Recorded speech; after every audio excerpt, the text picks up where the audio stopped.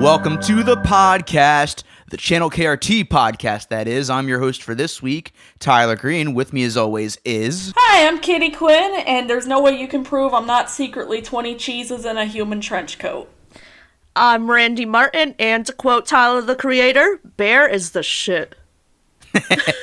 And welcome to our final episode of our Christmas celebration, and this is a very good one, because we got a very special guest with us. Please welcome to the show, Matt LeVasseur. Matt, how are you? Hi, everybody! Hello! So happy to be here. Yeah, it's so great. It's so great to have you. Sorry for all the static that you had to climb through.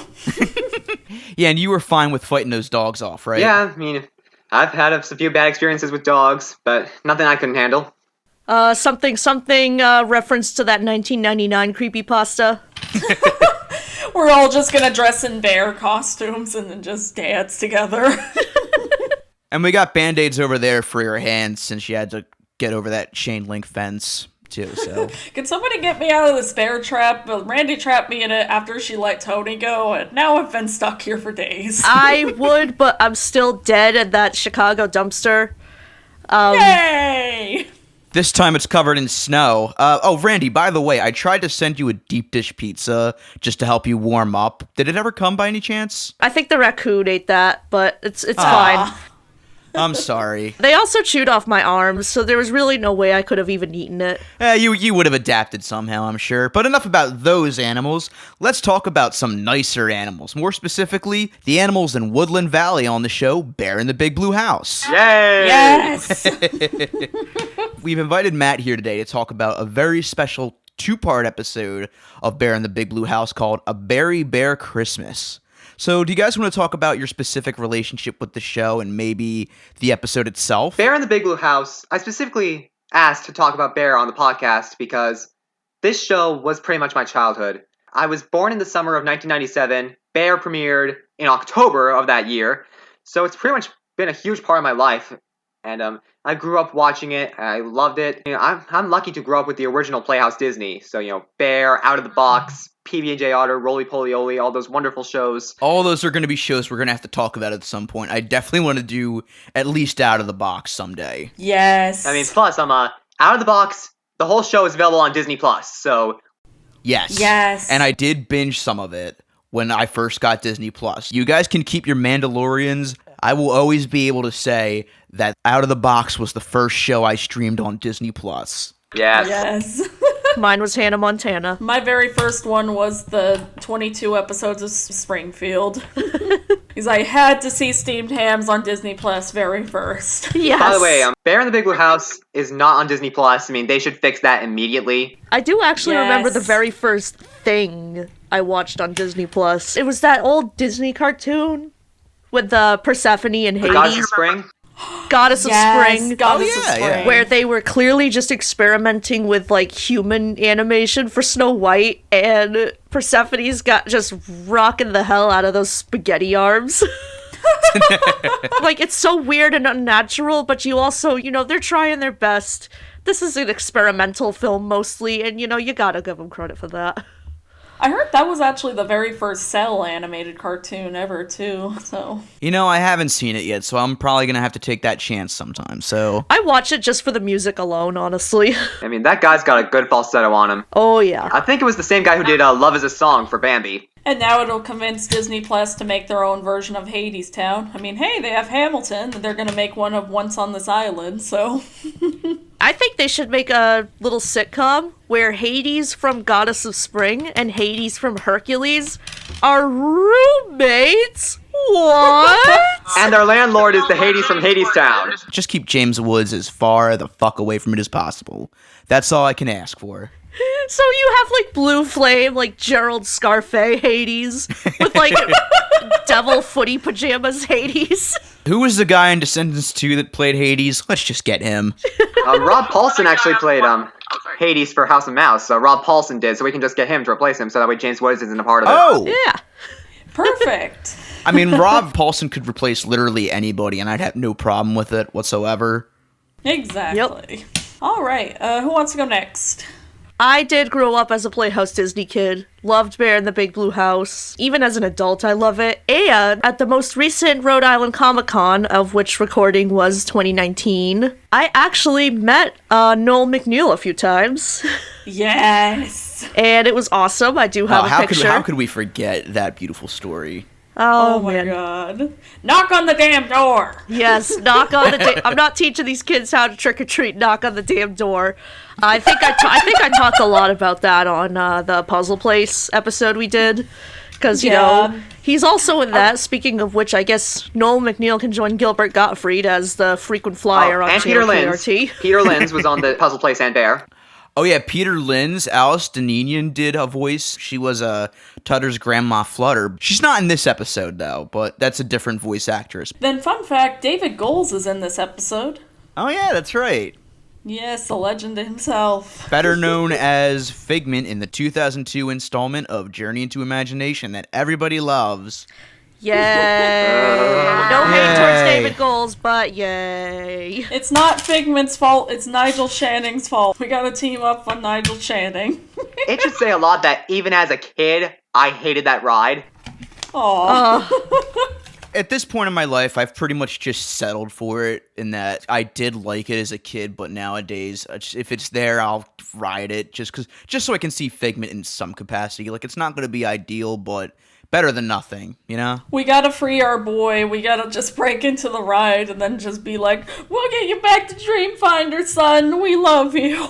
I was actually going to say something that's kind of off topic, but Tony Baxter recently said that he's interested in redoing Journey into Imagination, which he damn well should. Let him. Yes. Let the man speak. Yeah, he's gonna have a lot of matter in the say on the new Princess and the Frog makeover on Splash Mountain, so cross fingers. If they can get him back for that, they can absolutely get him back for a supposed Journey into Imagination reboot. There's no excuse. So the Splash Mountain whiners have no excuse to whine about getting rid of it because even the guy who was responsible for it is all in for the redoing. Wow, it's almost like it's not about the attraction itself, but rather the subject matter. What a concept.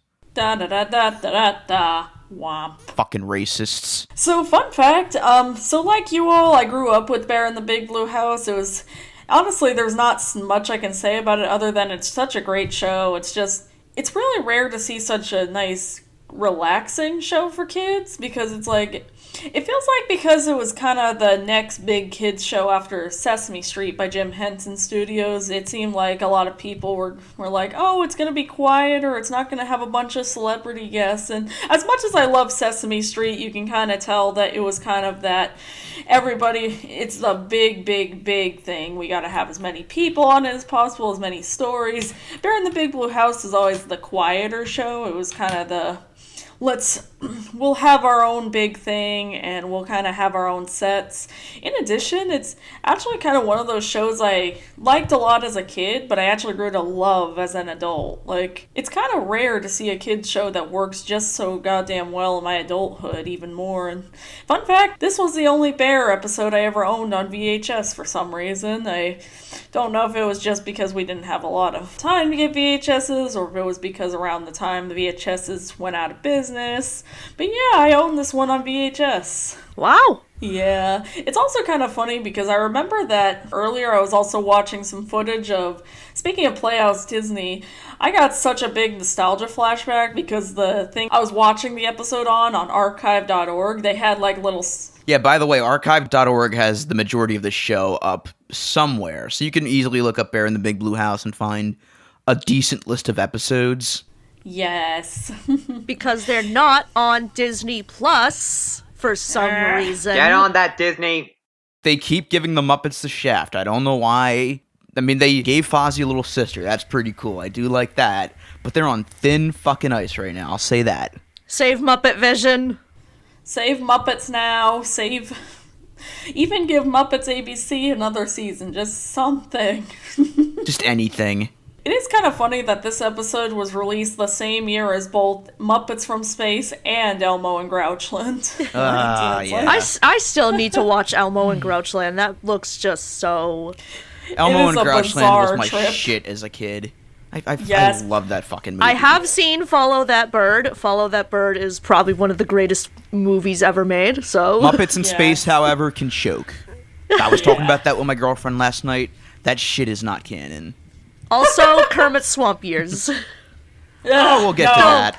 I was about to say, actually, be careful what you wish for when you say you'll take any new Muppets content, because the Monkey's Paw is going to hear that, and before you know it, Kermit Swamp Years 2. Or Muppet Wizard of Oz is on Disney Plus. Kermit Swamp Years, the realistic frog CGI remake. Presented by Warner Brothers. We're gonna get fucking Simba's Swamp Years or whatever. By the way, you know who plays the villain in Elmo and Grouchland? Oh, Mandy Patinkin. Yes. Yeah, that's right. Inigo Montoya himself. Baby's first princess bride, if you will. You stole my wubby. Prepare to die. I fucking love that he's just so fucking determined to steal a blanket, he almost kills a child over it. It's like the villain in Pee-wee's Big Adventure, only even more fucked up. It's like the Wicked Witch. The Wicked Witch was willing to kill a child over a pair of shoes. The original Karen. Okay, so I guess I'll get into my relationship with Bear in the Big Blue House now. So I watched so much Playhouse Disney as a kid. I'm just putting that out there. I watched all the shows that Matt mentioned, definitely PB&J Otter, Out of the Box, Roly Poly Oly, and especially this show. It was a very soothing show to watch. And fun fact, I've actually, until recently, I've never seen this Christmas special. Yeah. It was very interesting to watch this for the first time because it's a very interesting special and it's surprisingly pretty heavy in the topic matter, as we'll get to later. I love how it's heavy, but it's never too heavy. It's still very fun and lighthearted, and it still knows how to have a good balance. Yeah, they do a very good job at explaining the situation without dumbing it down. Especially without some, like, oh, it just happened. The topic is homelessness, by the way. Yay! Merry Christmas! You know, I've realized something is that whenever something, at least from the Jim Henson Studios, has Christmas, the less heavy the topic is, the better special it is. Like, both Muppet Family Christmas and this are honestly the best ones, in my opinion, because they have simple plots that are still really deep and emotional and still really work. They're not like a very merry Muppet Christmas, fucking having a backstory where Kermit was never born and Scooter's a stripper. Oh, God, what the hell was that? What? Yeah, that's the thing. That aired on NBC in 2002, I think. It's dark, I'll say. That's the least I'm gonna say. It's a fucking travesty, and we are definitely going to talk about it next year. Yes. And fucking Scooter becomes a stripper in the AU for Mulan Scrooge. Mulan Scrooge? I do want to say real quick, I kind of wish that Muppet Family Christmas could have came out like a decade later just so we could have gotten Bear with everyone else. Yes. Yes. Or better yet, instead of Emily Bear, everybody goes to Bear's house. Yes. Yes. Just imagine the anarchy of that and just the sheer chaos of it all. Yeah, and then, oh my god, we could still have, like, Jerry Parks as the only human. That would be amazing. Although, would that kind of break continuity in the Bear in the Big Blue House universe because there's no humans? Well, unless you count, like, the kids sections, but... Well, yeah. Also, Matt, I'm curious to hear this. I'm curious to hear your history with this given special, considering that you picked it for the show. I have a long history with this special. My family, I mean, we had this, like, we taped this show when it aired. It was like a whole marathon of Playhouse Disney's Christmas specials. Like, you know, you had the various Roly Poly Oly Christmas episodes. You had Out of the Box's holiday episode. Nice. The Ice Moose from PB&J Otter. And, of course, A Very Bear Christmas. Oh my god. Yeah, I remember that. The only Playhouse Disney Christmas special I really remember, and it's a very vague memory, is the Out of the Box one. And I guess the reason why is because instead of having the usual 3 kids on the show per episode, they had 5. Holy shit. But 2 more kids! Fucking How cool! mind-blowing, man. All the kids are taking over the universe! Yeah! Hide in the box! Oh my god, they're up in the ante with this one, you guys. The box can't handle it! and then it all just collapses on them and they're dead. The end. Can I mention something interesting? Tying into this, this is the second time we're talking about something in a Disney-themed podcast about the Gift of the Magi, because the Out of the Box holiday special, for their story time, they did the Gift of the Magi. And if you listen to Escape from Walt Disney, the latest episode on Mickey's Once Upon a Christmas, you'll find that they talk about an episode where Mickey and Minnie do the Gift of the Magi. Oh, yeah. Then they go in a long delve of capitalism. That was definitely my first exposure to Gift of the Magi. And I really need to watch that special because it's been I watched it incessantly as a kid, and I really want to revisit it now, just to see how it holds up. My first exposure to Gift of the Magi was actually Christmas Eve on Sesame Street, and I remember just being so fucking... Right after I watched that special for the first time, I was like, oh my god, I love Mr. Hooper, he's so nice. Then I find out he's dead in the show, and I'm like, what? Oh, yeah. So, Matt, what were you saying about your history with the special? I had taped off the TV for many years. I watched that for many years. But I think in either 2009 or 2010... I was at Goodwill, and I found the official VHS version of Bear in the Big Blue House, and holy shit! Ever since then, I've made it a tradition to watch it every Christmas Eve. Absolutely. As you should. Goodwill's a fucking treasure trove of tapes. I swear to God. I think this year I'm going to end up watching it twice. Once to keep the tradition alive, and I actually watched it yesterday so I could take notes for the podcast. Oh, nice, yeah. Speaking of Goodwill, I just have to brag super quick about my Goodwill find. Yes. Yeah. A 1984 VHS of The Empire Strikes Back. Holy fuck, you own the original! No special edition, oh my God. No CGI. This is like raw dogging Star Wars right here. Fucking That's yes! so cool. The closest thing I can have to an original copy of Star Wars is the 1995 reissue. This is like the last major reissue before George Lucas started doing the special editions. Aww. You could also get it on the RCA CED, which now Betamax, CED, and old-ass VHS tapes are the only way to watch the despecialized editions. Aww. I know that it's like impossible to find now, but I kind of want one of those boxes they originally sent when they didn't actually have the Star Wars toys when they first started developing them. But anyway, we should probably get into the episode. We should talk about how the special starts, and it starts with a song. And not just any song, it's a Berry Bear Christmas theme song. Oh, we are having a Berry Bear Christmas. It's our favorite time of year. And our favorite thing about our Berry Bear Christmas is that... Hey, you're here! Come on in! That song is just so fucking catchy. It is. Every song for this show is honestly always great. And it's amazing that this show can be the most heartwarming thing and also have an episode where Ojo canonically shits on the floor. Is anyone here a member of the Mystic Order of the Toileteers?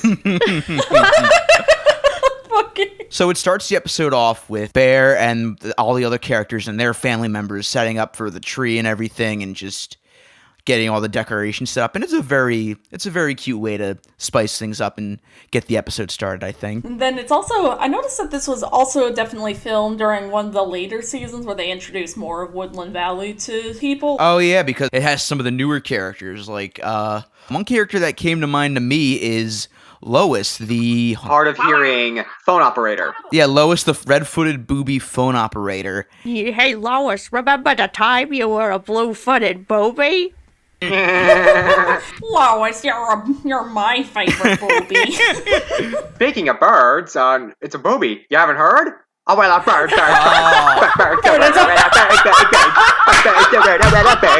Well played. We walked right into that one, guys. Obligatory channel KRT Family Guy reference.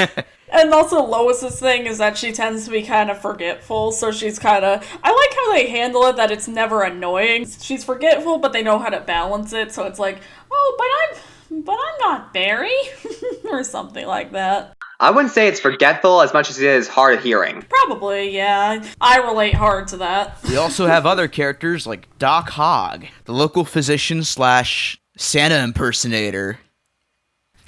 As we'll later get to. Santa Hogg? Oh, I'm pretty sure we're gonna talk a lot about that when that one comes up. We also see Grandma Flutter, who isn't voiced by Alice Deneen in this one, but she's voiced instead by, let me see. Yeah, she's voiced by Vicky Eibner. And for those of you who aren't familiar, she was Ojo on the show. Oh, yeah. Oh, right, yeah. Yeah, maybe Alice Deneen was busy doing another movie or something, because I know this was released the same year as two big Muppet movies, so maybe she was off doing one of those. Who knows? So the weird thing about this intro is that it kind of sets it up like everyone's already there and celebrating, but then the moment Bear opens the door, everybody except for the kids are gone. And they don't really show up for the rest of the first part, but they show up a little bit in the second part. It's just, it was weird to me. I didn't really understand it, but okay. Yeah, I mean, I treat it a lot like that scene in Rocco where he's like, why was everybody singing? Oh, we rehearse every Thursday. Didn't you see the flyers? They all just get together to sing, and then Bear just throws them the fuck out. Bear's like, okay, you're fired, all of you, get home.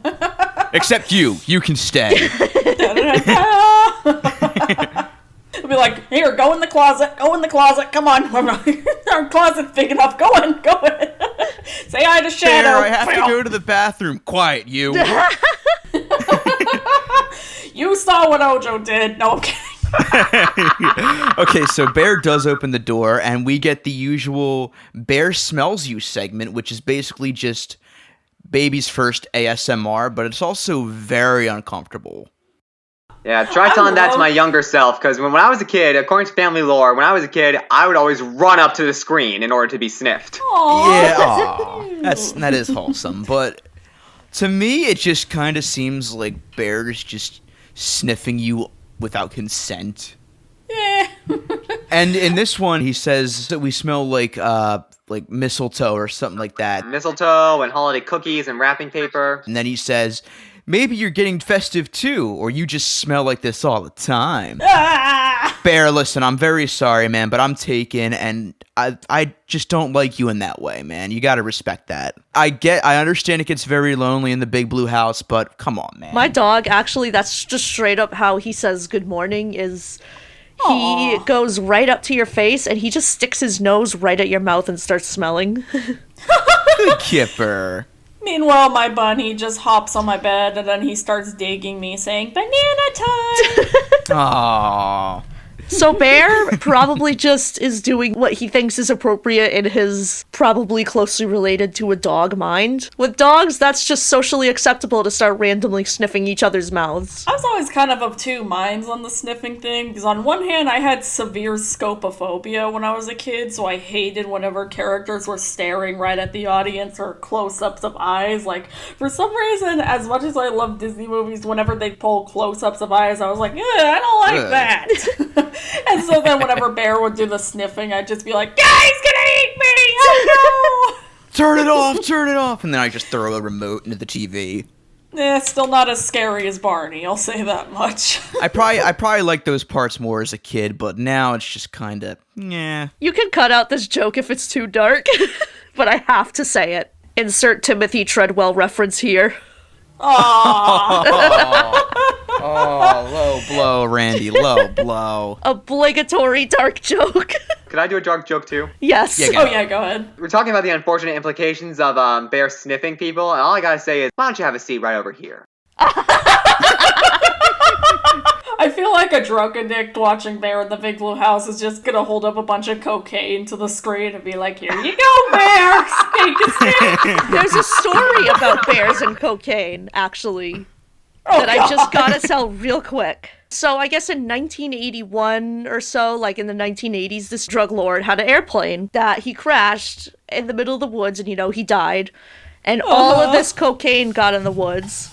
And near the cocaine, they found a bear.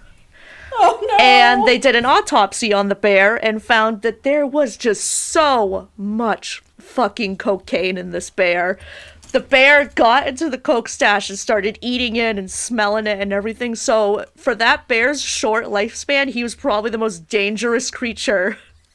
Oh, He is taxidermied. Cocaine Bear is taxidermied and at some mall in like Kentucky, I think.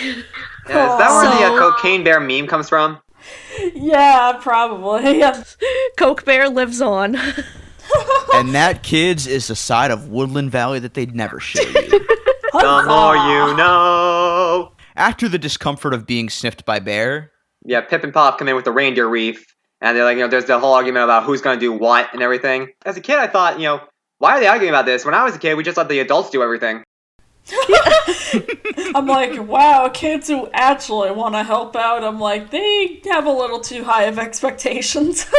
yeah, you'll get their sport. Let's be honest with ourselves for a second. Pip and Pop definitely grew up to be stoners. Yes. Or at least some sort of ADHD, because the way that they're just so hyperactive.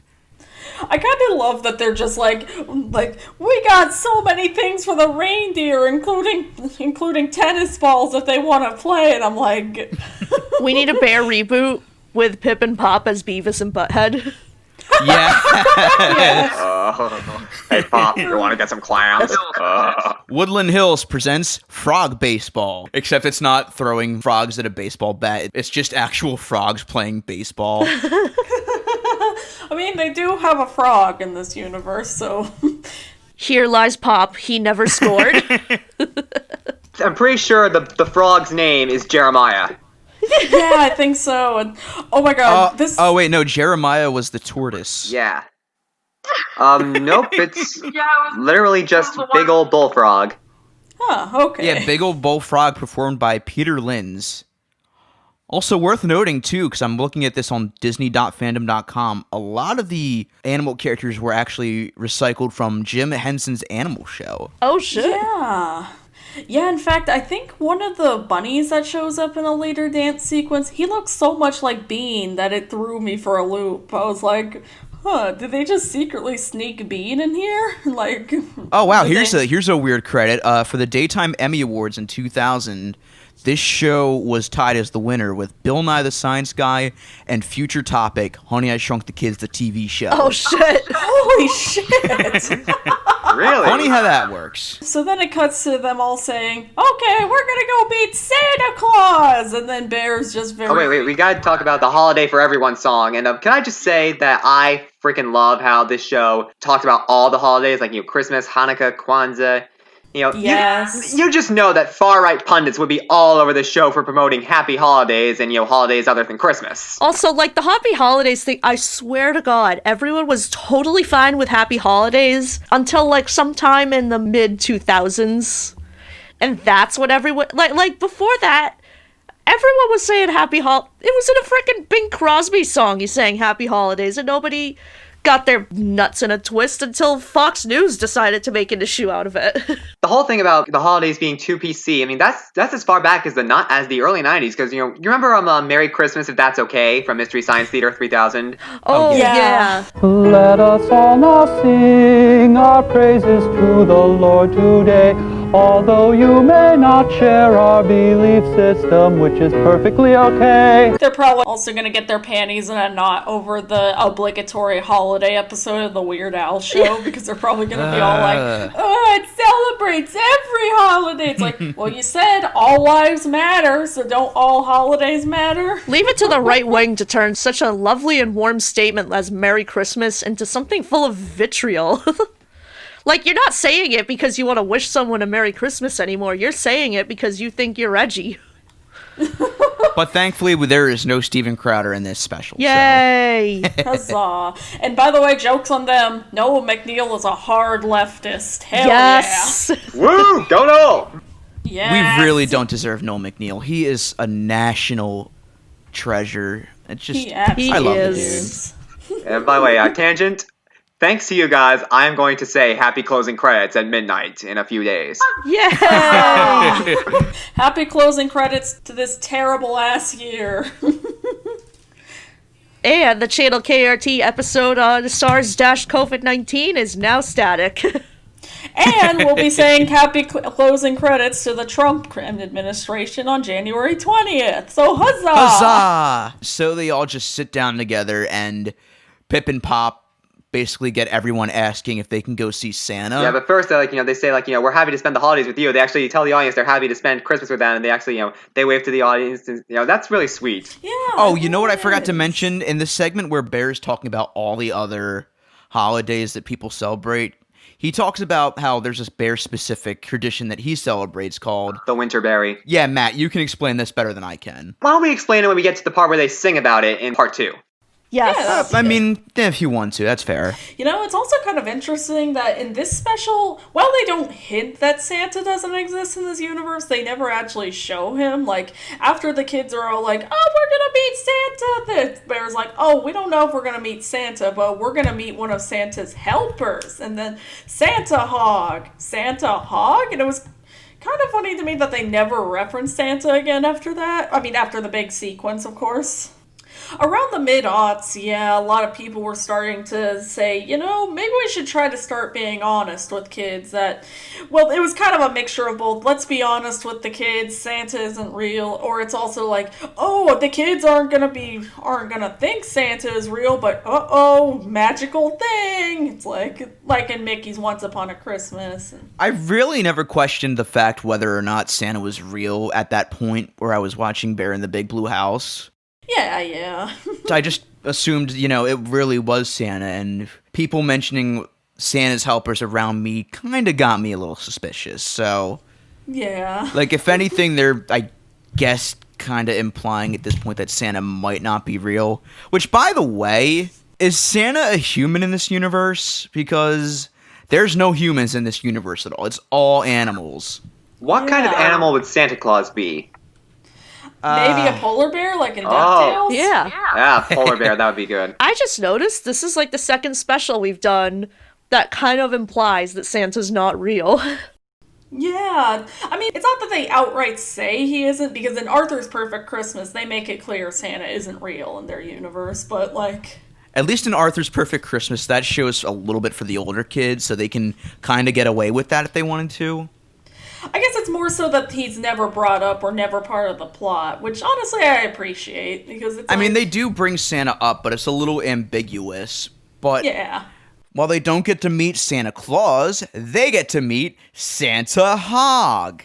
Santa Hogg! And this leads into one of my favorite songs in the whole show, That's All I Want for Christmas. Let me say this about the song. Never before has rampant consumerism sounded so awesome. Huzzah! On a side note, I really fucking wanted at least one of them to just lose their shit and be like, did you fuck my mom, Santa Hogg? Did you fuck my mom, Santa Hogg? And just fucking go ape Trilo shit. just goes batshit crazy and just bites Santa Hogg in his jugular vein. I just fucking... In terms of the Always Sunny universe, I think Tutter would be Charlie. Yes. Yes. Ojo would be Dee. Pip and Pop would be Mac and Dennis, respectively.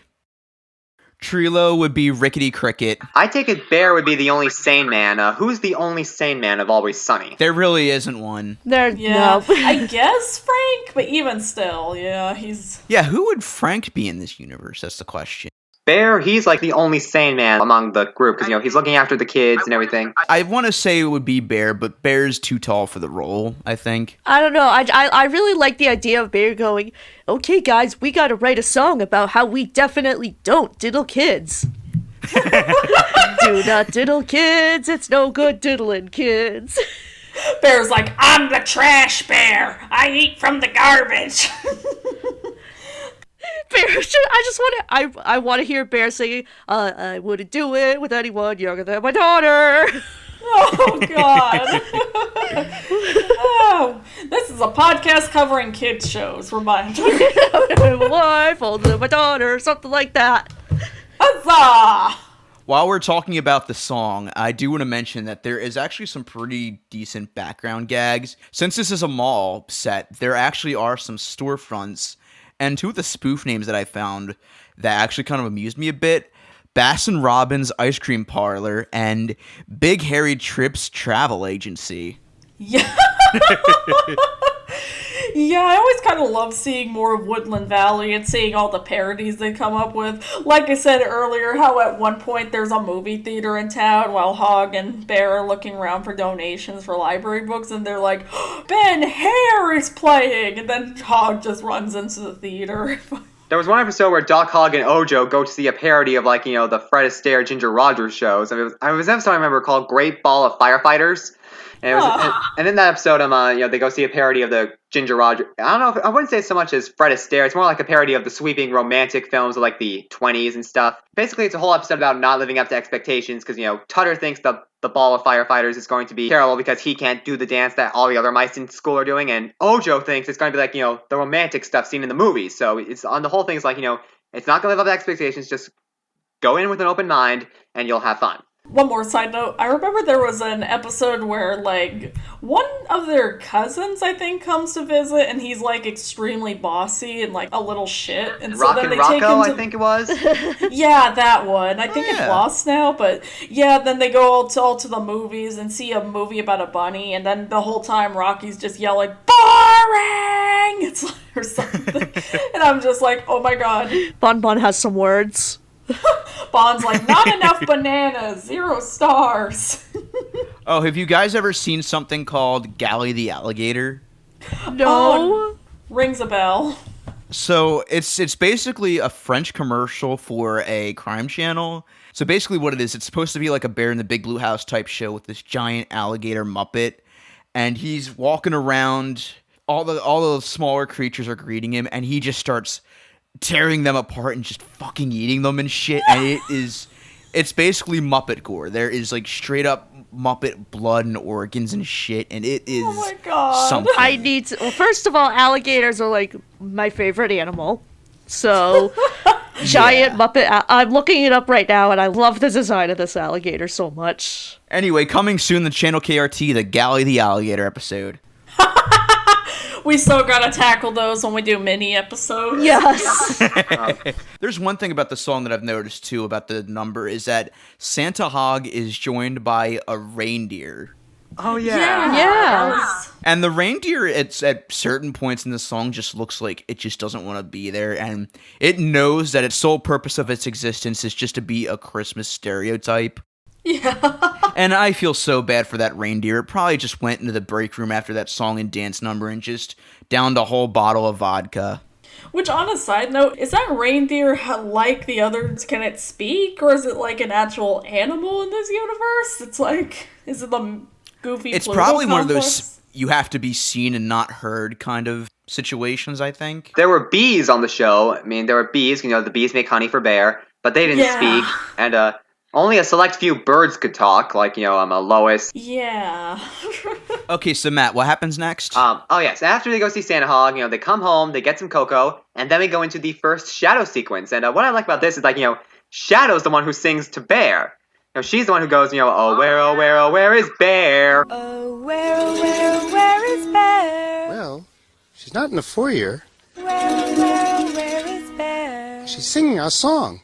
Maybe she's outside. Where is Bear? Shadow? Where are you, you furry old fellow? Shadow! Yeah, that was a nice little segment. I was like watching that. I was like, wait a minute. This isn't what usually happens. And that's a nice way to break tradition. And it's rather nice for a Christmas special. Also, before that, there's a kind of a funny joke where they're all sitting at the table together, and I think it's Tutter that says this. He's like, hey, that Santa Hogg guy kind of looked familiar.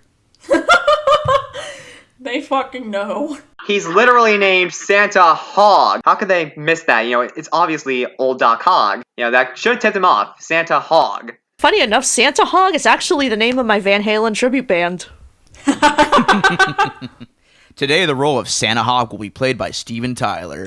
And Derek Smalls is now played by Kelsey Grammer. I still can't believe fucking Steven Tyler was on Lizzie McGuire. What the hell was that? Oh, and in the spirit of the holiday, he was in the Polar Express. Holy fuck, that terrifying elf. Jesus Christ. The real reason for the season is Steven Tyler. Huzzah.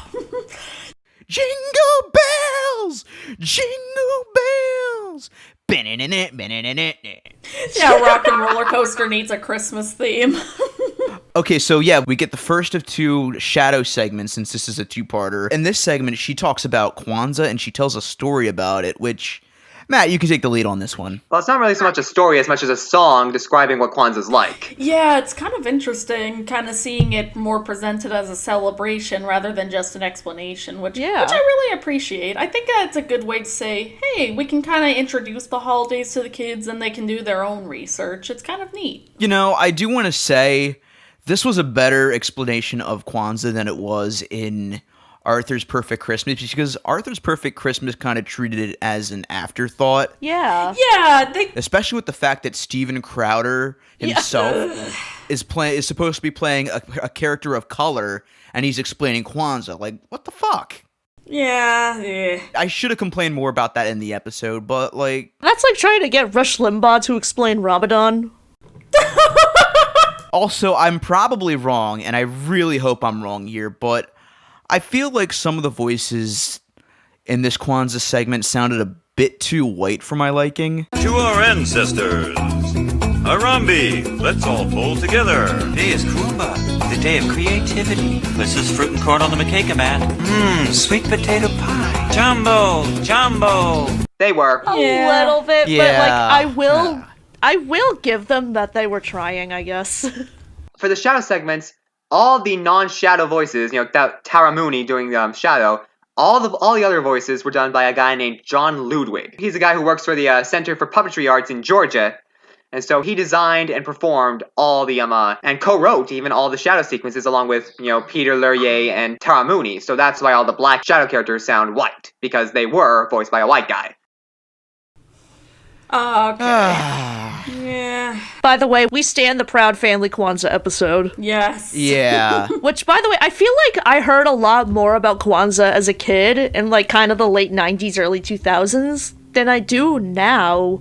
Like, it feels more like it kind of became more of an afterthought in like recent holiday stuff. And I'm like, what the hell? What's going on?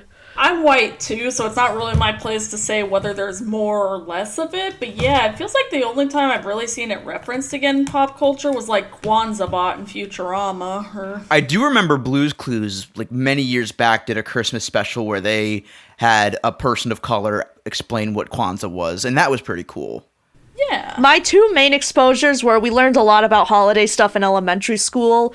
Like, we didn't do just Christmas stuff. We also did, like, Hanukkah-themed activities and Kwanzaa-themed activities, so I learned a lot there. And then, of course, there was the Proud Family Kwanzaa episode, which I love, by the way. Plus, Rugrats did a Kwanzaa episode. I thought they did. I didn't know Rugrats did. I know they did the Passover episode, which, by the way, Rugrats walked so Prince of Egypt could run. It's true, and you should say it. Ironically, the Rugrats movie came out the same year as Prince of Egypt, so it all gets deeper. Also, I want to ask, so I was curious after watching this shadow segment, because I realized we've never actually seen what the shadow puppet looks like. So I have with me right now a photo of the shadow puppet. Let me just share the screen real quick. It looks like it's covered in Cheeto dust. Yeah. Where are her eyes? I don't know how I feel. What is that? I'm not gonna lie, part of me was expecting just like a fully formed Muppet with actual features. Like, I was expecting her to look a little bit like Prairie Dawn, I guess. For the listener, we're gonna post this on Twitter, but the shadow puppet does kind of have facial features sculpted out, but otherwise it's all just an orange Muppet, and it basically looks like it's covered in cheese, and I don't know if I should be terrified by this or not. I don't like that it has facial features but no eyes. She's basically the design of similar to like the Swedish Chef and Mumford the Amazing. Well, there's my new sleep paralysis demon. So yeah, I do like that shadow segment about Kwanzaa. I just wish that it wasn't so whitewashed. Yeah, they should have gotten a black actor to do the voices. Yeah, it's like even Futurama got one. Yeah, it's like for a show that's like so tolerant and open, it just kind of sucks that they would like have to whitewash the voices, but I guess they had the mentality of, oh, they're kids, they're not gonna notice, they're not gonna care. But we noticed and we cared. At least they're trying. It's the bare minimum, but it's at least a decent explanation of Kwanzaa. Oh, don't you mean the bare minimum? Hey! Waka waka. So So then it cuts to, like, all the kids just arguing because fucking Trilo is being a selfish little shit and stealing everybody's and I presents. love the mood whiplash between that segment and then, like, oh, look, it's snowing! It's snowing!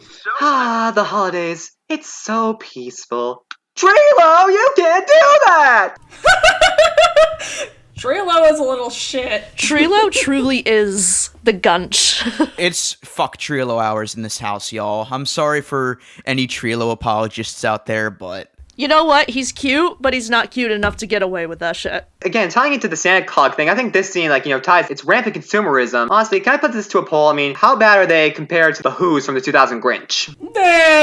They're still better, because, like, the 2000s Grinch are, like... At least this special doesn't have Jeffrey Tambor in it. Yeah, because, the kids, they start out just as materialistic as these Who's. And there's even a bit where, like, Bear's like, guys, there's more to the holidays than just getting presents. And they just laugh.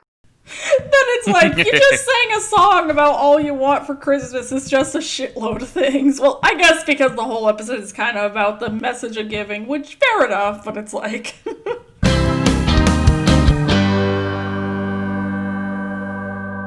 Long ago, in a faraway land, there was a prosperous studio run by a middle-aged CEO.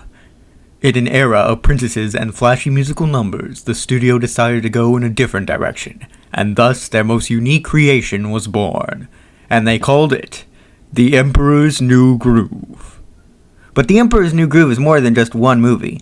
There's an entire expanded Grooviverse out there, and I intend to explore it all on The Emperor's New Podcast. Hi, I'm Micah Hirsch, and I'll be your host on this whimsical journey as I'm joined by special guests to discuss every corner of this underrated franchise, from movies to television to theme parks. You can hear all about it on The Emperor's New Podcast, available on Anchor, Spotify, Google Podcasts, and more. Be sure to stop by and give it a listen, and remember, beware the groove! You ready to dive into the main meat of this episode? Oh, I'm ready. Are you ready for some heartbreak? Oh, we're getting sad in this bitch. The kids' rampant materialism is interrupted by a lonesome howl. They open the back door to reveal Jack.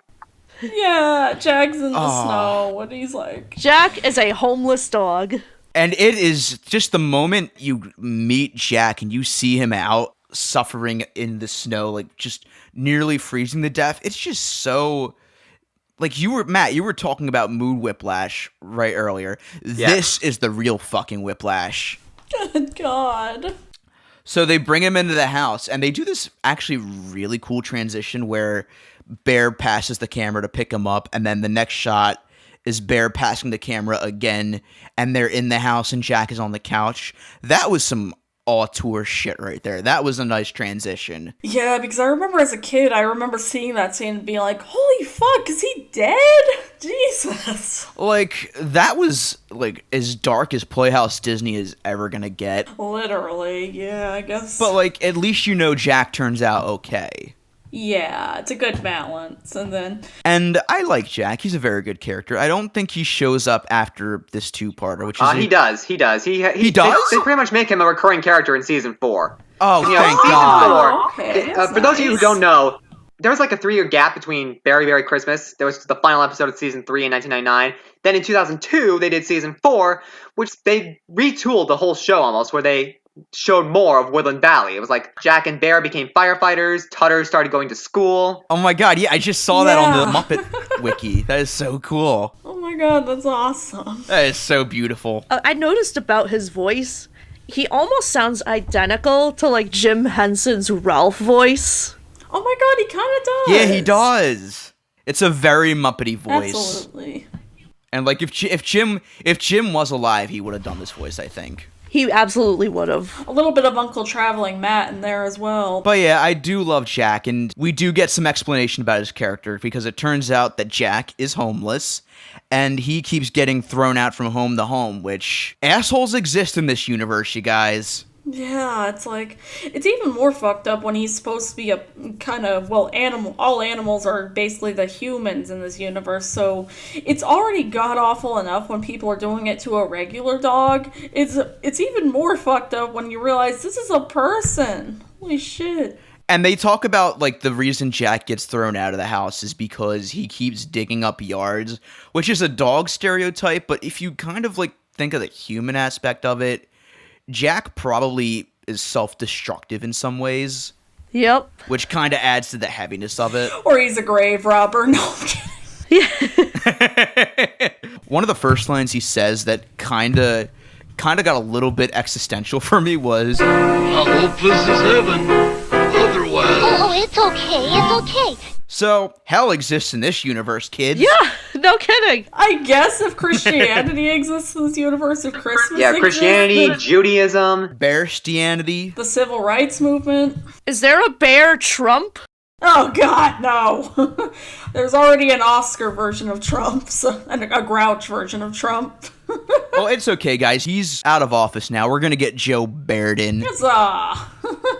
And so, yeah, then I really like how the kids have genuine questions. They're like, wait, what does homelessness mean? Because it's not easy to explain homelessness to a kid because the situation around homelessness is way more fucking complex than you think, because there's also an argument that we explain to kids, oh, it's just something that happens. It's nothing no one can control. And it's like, it can be controlled if we didn't live with capitalism, but it's like, but that's not the focus, obviously. It's more so, how do we help and how do we make sure that we can help one step at a time? And whether you agree that it should be up to us to stop homelessness and we shouldn't be pushing for more, hey, it's the billionaires' fault. But what I like about it is that they know how to go one step at a time with it without it feeling condescending, which is nice. If everyone minds, I'd like to say a few things about, because we're just about to get into super duper, like, gut-wrenching moments, because, I have to talk about What If. Yes. Oh my god. Oh god, yeah. That was such a heavy fucking scene. I need to say something to the listeners out there. I am the person who rarely cries at media. So it should say a lot that What If always gets me to cry every single time I hear it. Same fucking shit. Dude. I am a very sporadic crier. I was emotional over this. I didn't cry. I didn't cry over The Lion King, but I cried over that stupid fucking Disney World commercial where they're trying to teach the little baby to walk and then she walks up to Mickey. Oh. So, I don't know what's going on with my emotions. I cried at that one where the duck is trying to find the comic book and then at the end he meets Donald. Oh. But then I watched The Lion King and I'm like, eh. All right, I have some stories about what made me cry as a kid. So there's this Disney sing-along songs video called Very Merry Christmas Songs that I watched so much as a kid. And I'm pretty sure that those sing-along tapes were what got me to the point of being such a Disney stan, but I digress. Anyway, there's a version of Joy to the World that's paired with some of the Nutcracker Suite footage from Fantasia that never fails to get me bawling. It is just such a beautiful segment. I remember that. Like, I can't really explain what brings me to it, but it is just such... To 3-year-old me, that was just, like, the most beautiful goddamn thing I've ever seen. I had Watching it today as an adult gives me goosebumps. Like, it doesn't get me as emotional, but it's still very beautiful. And there's also the song from Snowden at the House of Mouse. The Best Christmas of All? Yeah, the Snowden, The Best Christmas of All. That is just... There was someone in one of Tony's Facebook groups, I forget their name, but shout out to them. Kyle Blanchett. They mentioned that song gets them emotional as well, and they mentioned the reason that it might be is because that's just like every single canon Disney character singing it once. And I can kind of get it, but like it's just very emotional altogether, really. By the way, speaking of Very Merry Christmas songs, one of the most beautiful moment in that tape is for me. It's near the end of the tape. Picture this.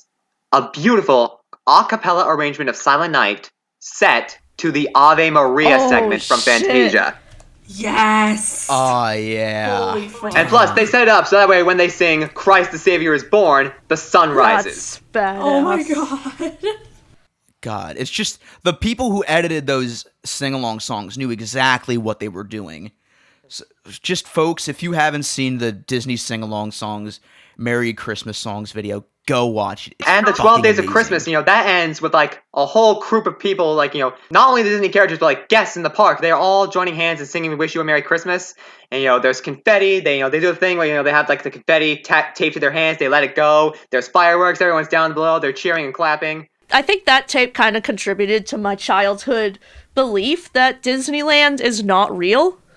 I had the Disneyland Fun sing-along tape, and I seriously thought Disneyland was like a fictional place, that it wasn't real. Yeah, they must have spent a lot of money on making sure it's a fictional place, and building all those rides and stuff. So imagine the mindfuck I experienced when I was 5 years old, and there's the castle, and there's Main Street, and I'm like, wait, this is real? So anyway, so then... What if? The What If song. I need to talk about that because basically the gist of the song is that Tutter gets upset thinking about Jack's situation, and he thinks to himself, what if I didn't have the place that I live in, which is the big blue house? And it gets so deep. I think I read this somewhere. Mitchell Kriegman even said that the images of Tutter imagining being homeless, they were supposed to be an homage to It's a Wonderful Life, with George Bailey. Yeah. They even do the black and white. I'm sorry, but the moment where you see Tutter, like, walking past the house and freezing in the cold, my heart fucking sunk. I mean, just the image of the mouse hole being boarded up, that hits you in the feels. Like, God, that was just so heavy. I mean, don't get me wrong, it's still a beautiful segment that they do a reprise of it with Jack later on. It's a very beautiful song, I gotta say. Yeah. So I've set up the scale for our feels. On the very other end of the scale, you have the caterpillar death from Big Comfy Couch, where you're like, they were trying, but, I'm not really feeling any emotion towards this. On the opposite end of the spectrum, we have Mr. Hooper Died. So I would place this song probably right next to Mr. Hooper Died. Because it is a real fear that kids can have, because, yeah, even though I was explaining how homelessness is something we can't explain, it's also not always predictable. I guess it really depends on how you would rank this sort of thing. Like, are you ranking it based on it's sad and beautiful, or... I think the ranking is more like, is it tugging at your heartstrings? Is it making you think, ooh, this is, like, heavy as shit for a kid's show?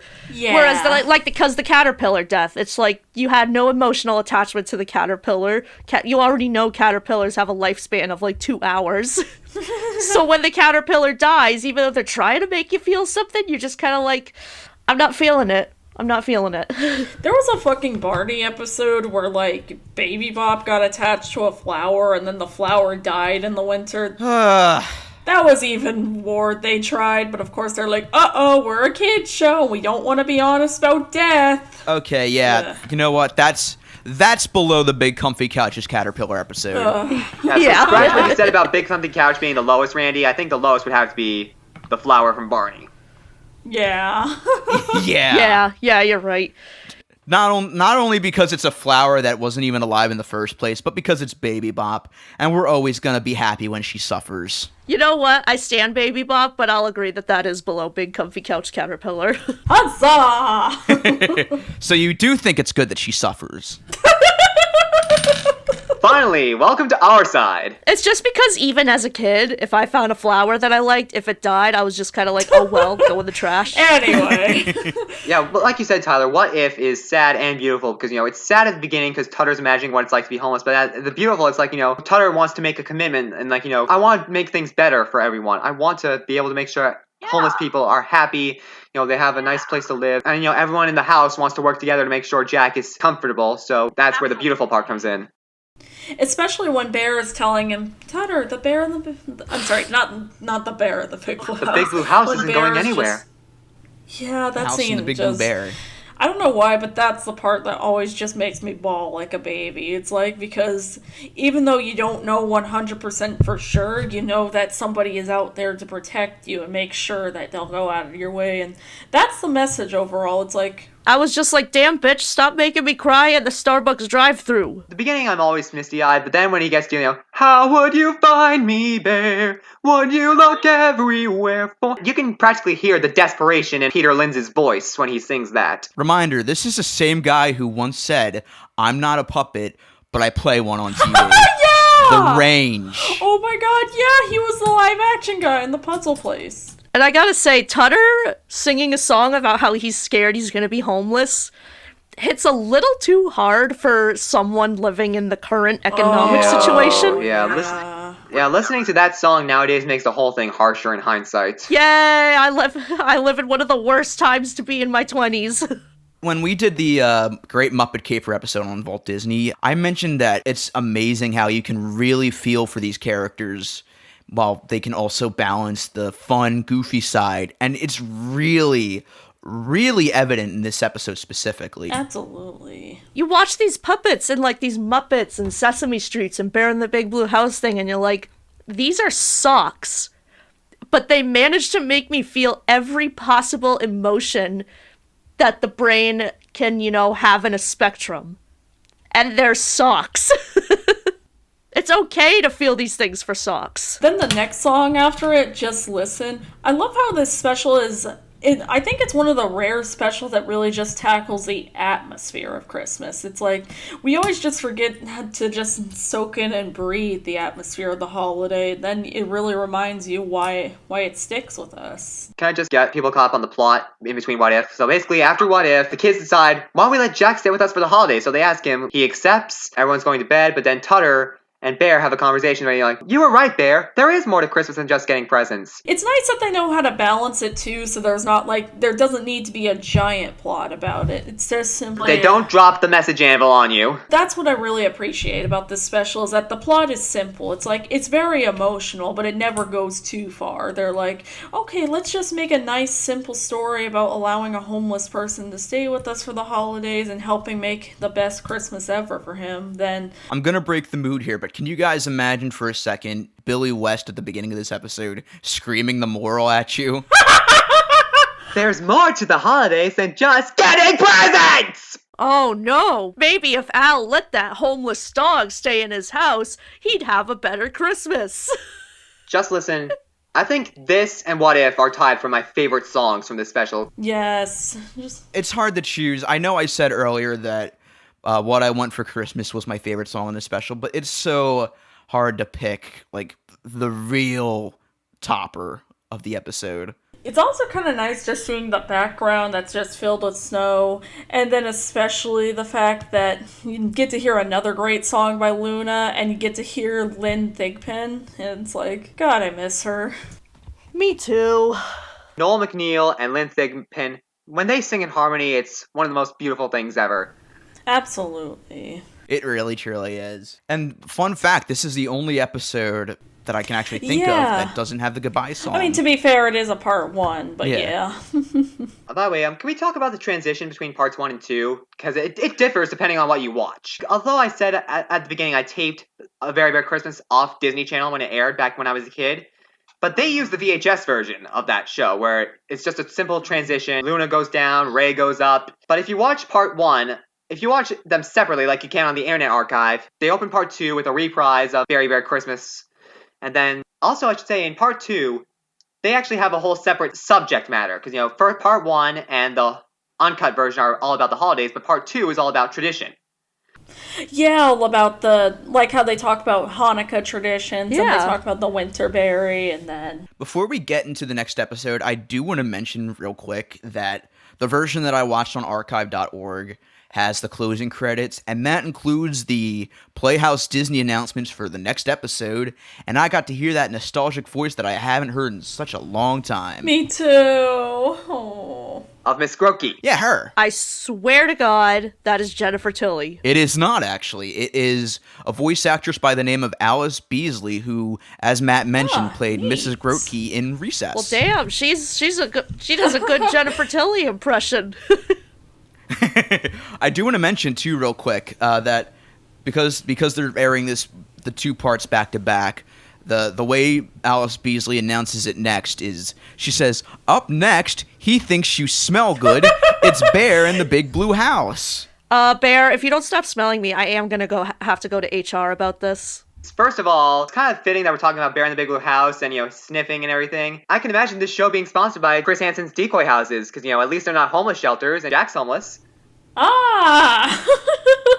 Second of all, if you watch Very Merry Christmas separately, instead of the Shadow Project dog, barking twice, you just hear him go, "Happy Yay! In the Trilo voice. I just want to watch like a To Catch a Predator thing where the pedophile like walks into the big blue house and then Bear comes out like, why don't you have a seat right over there? Now why don't we bring out these chat logs? Oh my god.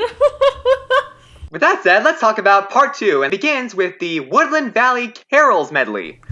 Yeah, where they start just barging into people's houses to sing Christmas carols. And they're like... And I mentioned earlier that a lot of the relatives that we saw in the first part's intro weren't in that episode. They are in this segment, and it's a banger of a segment. Yes. And then there's a part where they're like, I'm fine, thank you. Can I come too? It's like, sure. And then they're all just gathering people from all over town to sing carols. And then at one point, like, Pip and Pop sing a version of Come All Ye Faithful, but with Come All Ye Otters. And then... That's how it begins. Oh, come all ye otters. I see dogs and bears. Come join in our caroling black dogs sing our praise. We are conveniently avoiding using the word Christ.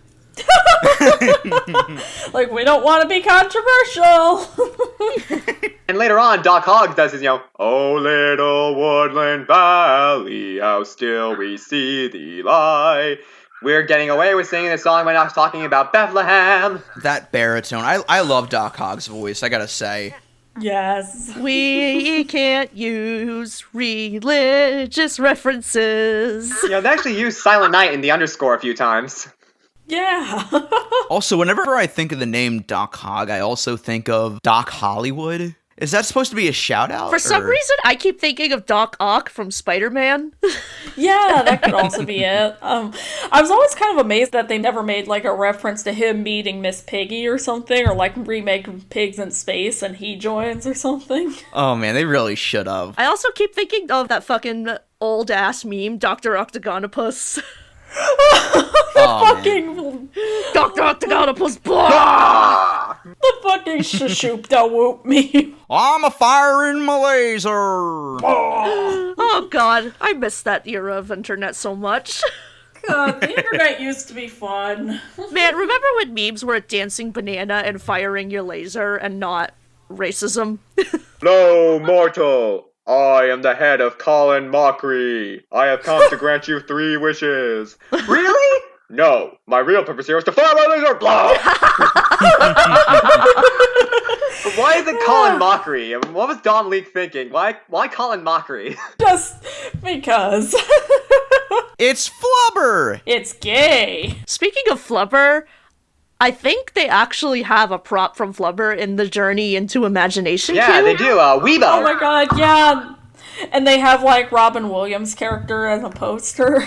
So, Robin Williams is canonically a member of the Imagination Institute and is therefore responsible for the abortion of Figment. Yeah. No. Robin, I love you, but I gotta hold you responsible for that one. Do you guys remember when Escape from Walt Disney did the live tweet for The Absent-Minded Professor? Yeah. Sorta, yeah. I even mentioned that during the live tweet, like, we could have had Journey into Imagination with Robin Williams instead of Eric Idle.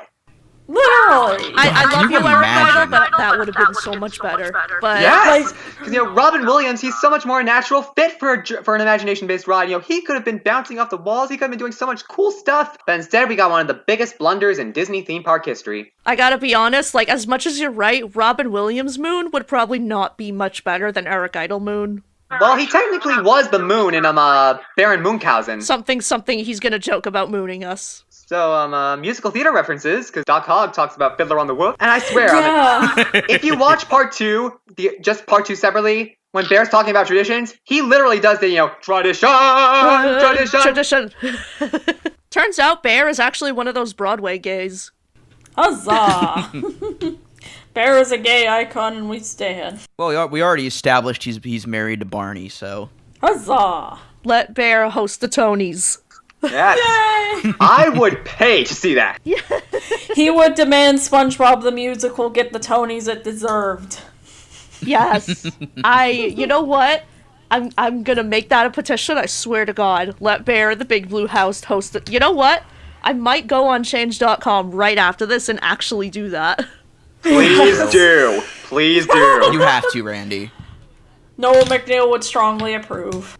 So yeah, then they start to go look for the winterberry. Oh, there was the Hanukkah segment before or Well, after? they explained the winterberry first, and again, Noel MacNeal, he sold this song like Billy May sold OxyClean. Yes. Oh my god. Hi, Noel MacNeal here. The basic story of the winterberry is, there was a hungry bear, he found this bush with just one berry on it. He wished that the bush had more berries on it, but then another bear came along, and so he decided, here, you can have some of mine. You can have some of this berry. So he shared the berry with the bear, and because of this good deed, the bear's wish came true and there were more berries on the bush. So the basic conceit behind the winterberry is, if you find it and make a wish, it'll come true. Apparently the berry only works on Christmas Eve. On Christmas Day, actually, because they go look for it on Christmas Day.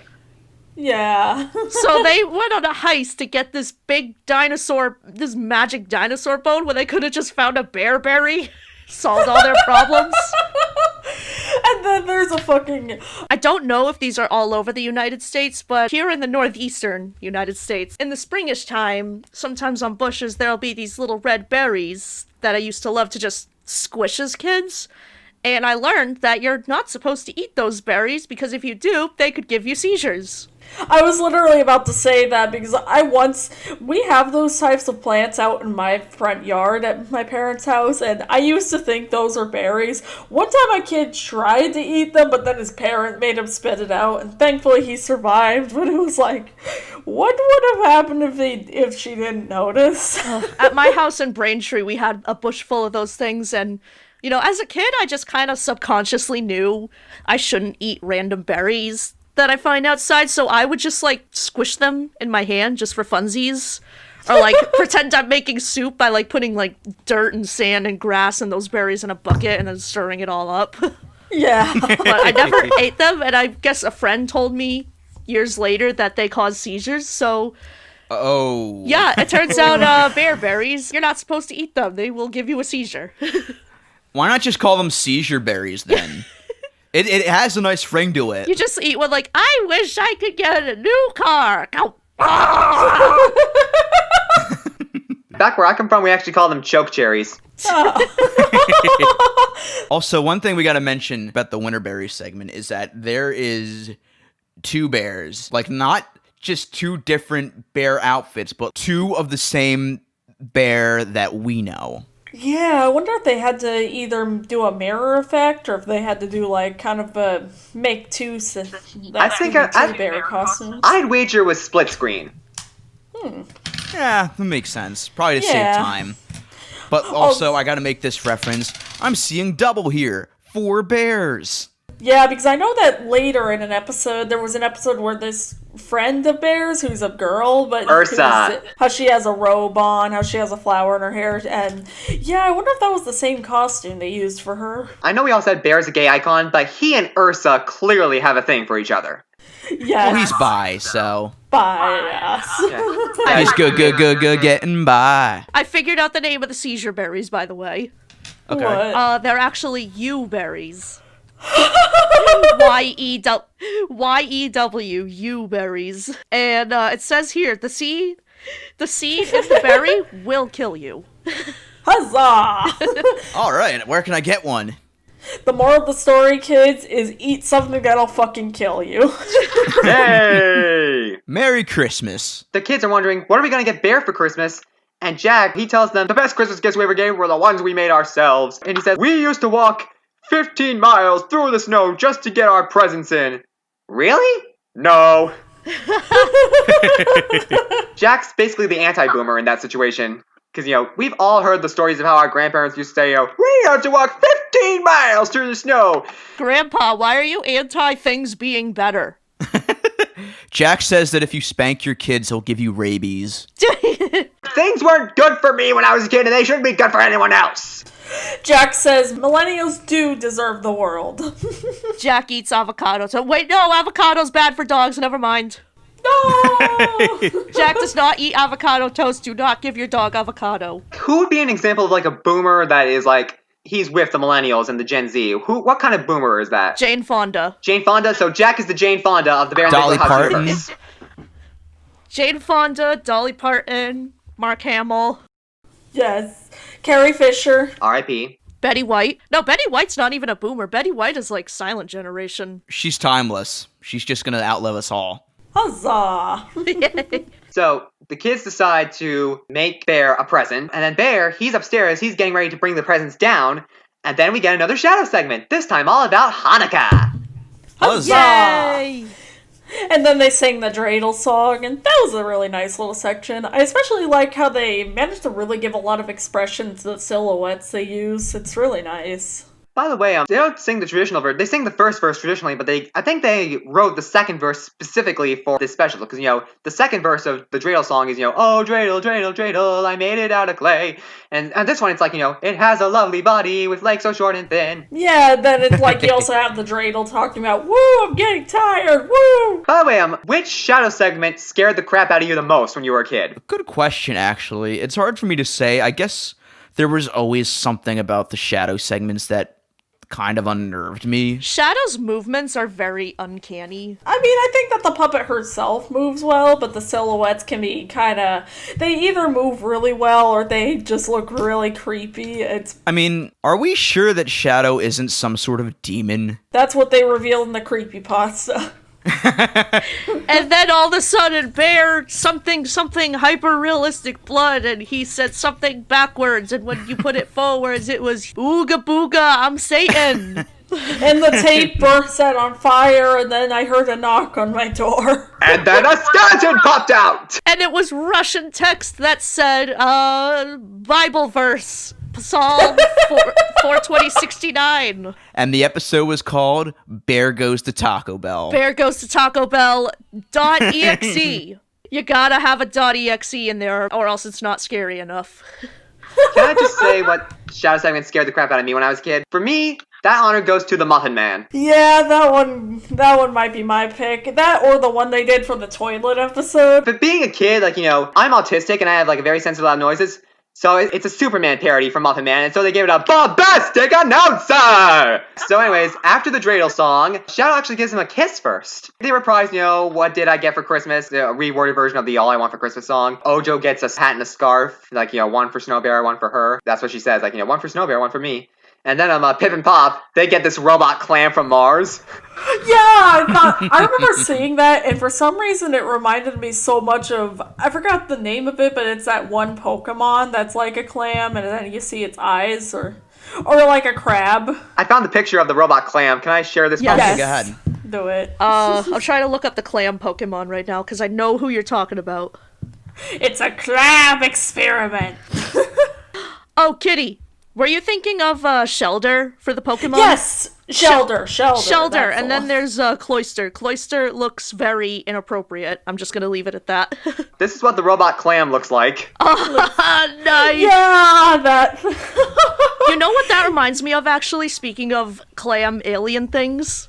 Oh, what? Isn't that basically what Sherby is? Oh my god, yeah, you're right! It is, yeah. Sherby is a robot. And it's a clam, and it's definitely not from Earth. Yay! Why did they call it Sherby?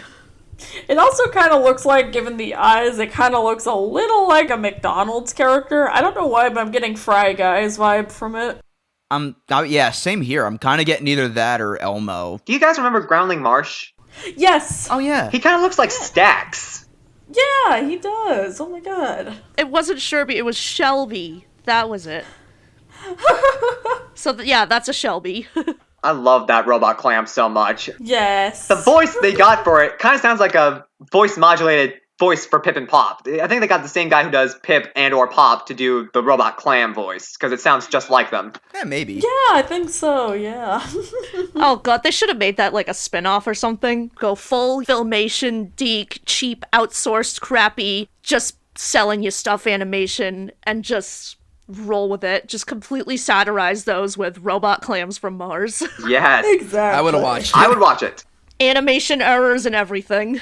Yes. It sounds like a show that they'd probably make in like either Muppet Babies or Little Muppet Monsters or something. Tutter, he gets a Cheese of the World book, and Trilo gets a tail warmer, and Bear, he gets a berry picking basket that the kids made themselves, and that's like, It's a really sweet scene that Bear gets the baskets. Yeah, and how they all made something that's a piece of them, and then... Tutter has the cheese, Trilo's got a banana. What did Ojo and Pip and Pop have? I can't remember. I think that they put a shell on the bucket, if I'm not mistaken. Then Jack, they're like, oh no, we didn't get Jack anything. And Jack's like, oh no, you gave me the best gift I could ever receive. You let me into your house, you looked after me. That kindness and friendship you showed me, that is the best present anyone can ever get.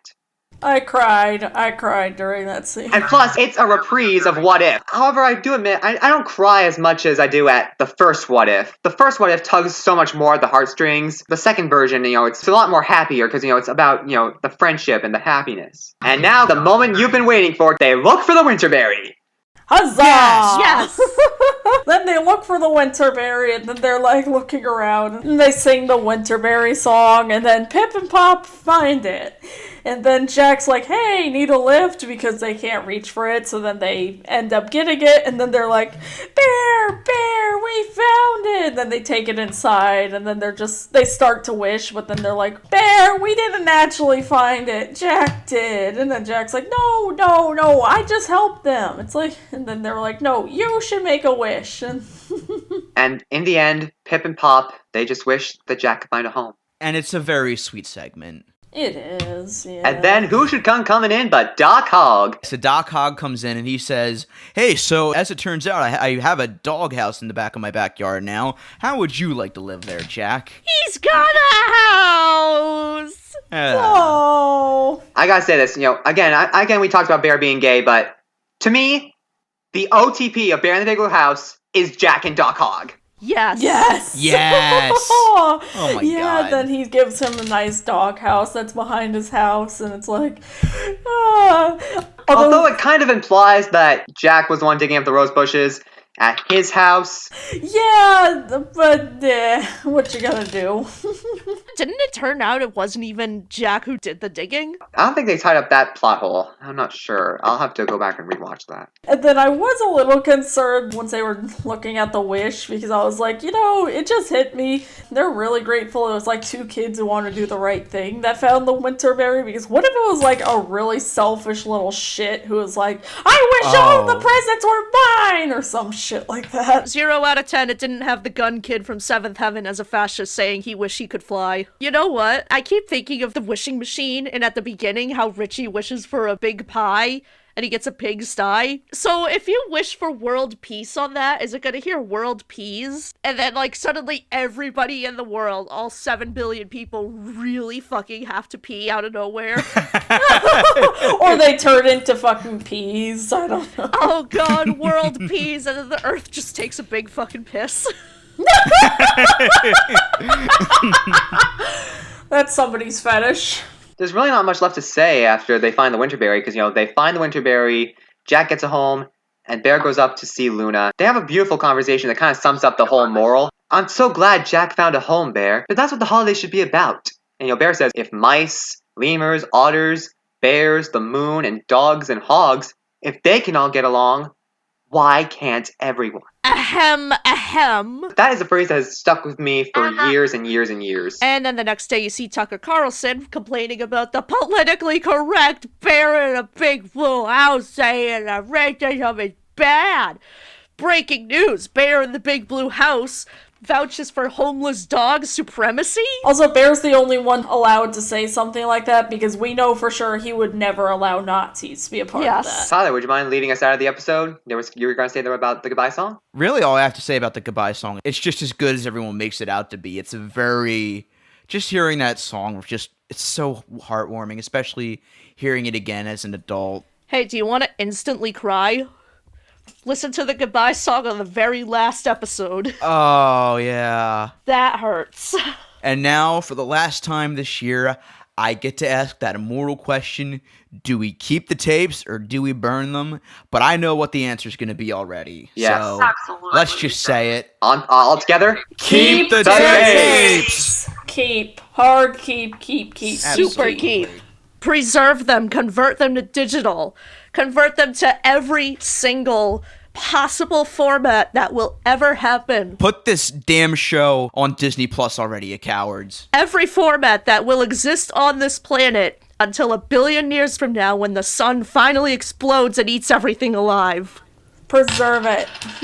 Turn it into a micropig. When I am the final tier of human evolution, billions and billions of years from now, I want to be able to watch this as the sun burns the planet. What Randy said times 10, basically. So, all right. So, since it's very unanimous that we are all keeping the tapes for this one, Matt, thank you so much for being our guest. Oh, it's been an absolute pleasure to be on the podcast. Oh, we're definitely going to have you in mind, man. Like, everybody who's been a guest this year is definitely coming back at some point. That's all I can say. Is it too late to take a trip to the channel KRT Toy Store? Why, no, it is not, as a matter of fact. Yeah, go ahead. Because I know I still have them somewhere, but when I went to Disney World for the first time in 2002, Disney MGM Studios, I swear, my family actually bought plushes of Tutter and Trilo, and they're still down there somewhere. I mean, I was hoping to find them before I recorded the podcast, but if I ever find them, I will send the pictures to you guys, and you can share them on the channel KRT Twitter. Yes, oh my gosh, please.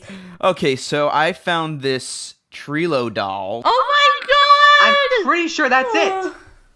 I'm pretty sure it's possessed. I'm pretty sure that's Trilo's kill face right Tyler, there. are you on the metaphysical section of eBay? Damn it, Randy, how'd you know? Damn it, Randy, we gotta assassinate you now. Yay! I actually did find something earlier that I wanted to use if we wanted to do the channel KRT Toy Store. This was the thing I found. Oh my god, kids, the lobotomized bear! You want a drink out of his fucking skull? I thought that was a mask! Oh my god! It comes from the Cuddly Collectibles website, but that is far from cuddly. Holy late 90s web, Batman. Oh my god. Yeah, the Cuddly Collectibles website is... I'm pretty sure it's run on GeoCities still. Yeah. With that all in mind, with this wonderful Channel KRT Christmas Yule log in front of us right now that I just manifested, just don't think about it too much. It's my show. Matt, thank you so much for joining us. Is there anything you want to plug? Nope, I don't really have anything else to plug. I don't really use Twitter all that much. I mean, the only reason I use Twitter is to just chat with you guys, so I don't really feel I should plug it. Over at Twitter, over on Mission Breakout, even though I highly recommend staying off Twitter these days. And if you do want to do that, you can find me over on Discord under Mission Breakout. You can find me on Instagram under A Walking Pun. You can also find me going to the dumpster to finally dig Randy out. And as for me, you can find me on Twitter at TylerFG, Instagram at TylerFG96. You can find us on Twitter at channel_KRT, Instagram at Channel KRT Podcast, all one word. We now have a Discord server, which you can hit any of us up for, and we'll give you the link happily. We also have our Channel KRT Facebook group, and be sure to like and subscribe on Apple Podcasts. Leave us a review, tell us whether or not you believe in Santa Hogg. And with that all in mind, Merry Christmas, Happy Holidays, Happy Kwanzaa, Happy Hanukkah, Happy everything. Blessed Yule. And thank you so Happy much. closing credits. Thank you, the listener, so much for everything you've given us this year. You don't know how much the support means to us. Stay safe, wear a mask, and make sure to get the vaccine. No excuses. Once it's available, get the goddamn vaccine so we can end this already. Please get vaccinated. I want to raw dog the air at Walmart. Yeah. All right, Channel KRT, cut to snowfall. 2020 is officially cutting to static. Woo! COVID-19, cut to static.